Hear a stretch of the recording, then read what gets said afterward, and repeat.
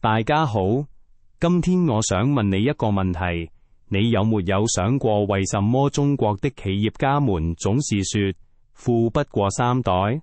是不是因為他們不知道如何守住自己的財富？其實答案並不那麼簡單。中國的企業家們面臨着很多挑戰，而其中最大的挑戰之一，就是如何在全球範圍內守住自己的財富。許多中國企業家都在試圖通過海外房產、身份計劃，甚至第二家族基地來尋求財富的安全。但是你知道嗎？這些策略往往並不能真正地解決問題，因為缺乏法律結構、信託體系與合規。這些資金在海外容易被凍結、課稅，甚至被視為高風險資本。這是中國第一代富人面臨的共性困境。財富的速度跑贏了制度的成熟，所以很多企業家都在意識到，出海不是為了逃避監管，而是為了在全球範圍內重建全球化配置版圖。但是如何才能做到呢？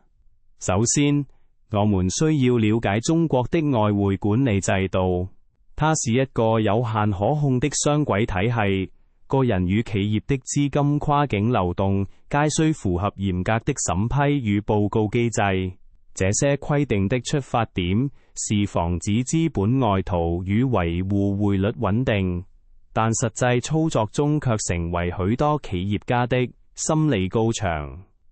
因此，任何大額跨境資金的轉移，無論合法與否，都會被放大審視。這也導致許多富人雖有強烈的國際化需求，卻不得不面臨制度的灰色真空地帶。但是，別擔心，今天我給你帶來了一個重要的訊息：財富出海並非終點，而是中國家族資本邁向現代化的第一步。它讓企業家開始理解制度的力量，並為後續的家族信託、家辦治理、國際稅務規劃奠定基礎。所以，如果你是一個中國企業家，或者你只是對中國的財富故事感興趣，那麼這個頻道將是你的最佳選擇。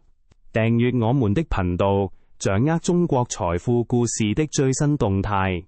感謝你的觀看，我們下一期再見。